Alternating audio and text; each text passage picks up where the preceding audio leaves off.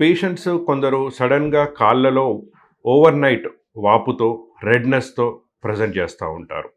So, వీళ్ళు doctor గారు మేము నిన్న బానే ఉన్నాము. సడెన్‌గా నైట్ పడుకొని ఈరోజు లేసేవరకి కాళ్ళంతా వాపొచ్చేసిందంటారు. చాలా సివియర్ పెయిన్ ఉంటుంది. సో, కారణాలేంటి అంటే ఈ పేషెంట్స్‌లో డీహైడ్రేషన్. డీహైడ్రేషన్ అంటే యూజువల్లీ ఆ వాటర్ కంటెంట్ అనేది తగ్గిపోవడం సడెన్‌గా.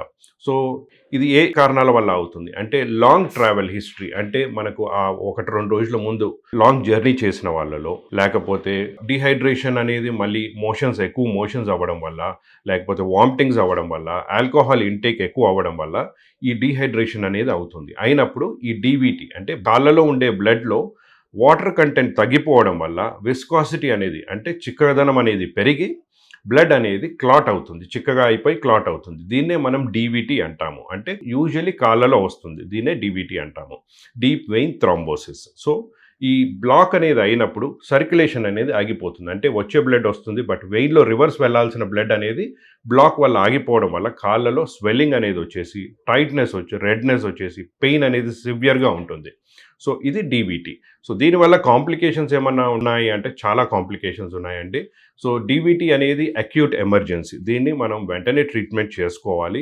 డిలే చేస్తే కాంప్లికేషన్స్ అనేది అవ్వడానికి చాలా చాలా అవకాశాలున్నాయి. సో, కాంప్లికేషన్ ఏంటి అంటే అలానే కొందరు ఈ డీవీటీ అయిన తర్వాత కాళ్ళు మసాజ్ చేయడం కొందరు చేస్తా ఉంటారు. చేయడం వల్ల ఈ బ్లడ్ క్లాట్ అనేది పైకి మైగ్రేట్ అవుతుంది. అంటే వెళ్ళాల్సింది పైకెళ్ళడం వల్ల అది ఆ క్లాట్ వెళ్ళిపోయి లంగ్స్‌లో బ్లాక్ అయిపోతుంది. అయిపోవడం వల్ల ఈ బ్రీతింగ్ ప్రాబ్లమ్ వస్తుంది. దీన్ని పల్మనరీ ఎంబాలిజం అంటాం. సో, డీవీటీ అనేది వచ్చినప్పుడు డెఫినెట్‌గా మసాజ్ అనేది కాంట్రా ఇండికేషన్. మసాజ్ అనేది చేయకూడదు. కొందరు జండు బామ్, అమృతాంజన్ అలాంటివి పెట్టేసుకొని మసాజ్ చేస్తా ఉంటారు. అది చేయకూడదు. వెంటనే డాక్టర్‌ని సంప్రదించండి. సంప్రదిస్తే దానికి మెడికేషన్ రాయడమో, అవసరాన్ని బట్టి దాన్ని థ్రాంబోలైసిస్ అంటాము. అంటే రక్తనరం ద్వారా ఒక చిన్న ట్యూబ్ పెట్టి దాన్ని మెల్ట్ చేసే విధానాన్ని థ్రాంబోలైసిస్ అంటాము.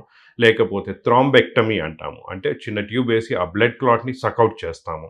సో, ఇవన్నీ ఇమ్మీడియేట్ రిలీఫ్స్ వస్తా ఉంటాయన్నమాట. సో, ఇది అక్యూట్ స్టేజ్‌లో చేసినప్పుడు ఈ ఇమ్మీడియేట్ రిలీఫ్ చేస్తే బెటర్. లేకపోతే దీన్ని మెడికల్ మేనేజ్‌మెంట్ చేయడము, లేకపోతే డిలే చేయడం వల్ల ఏమవుతుంది అంటే కాంప్లికేషన్స్‌లో ల్యాండ్ అవ్వడానికి అవకాశం ఉంటుంది.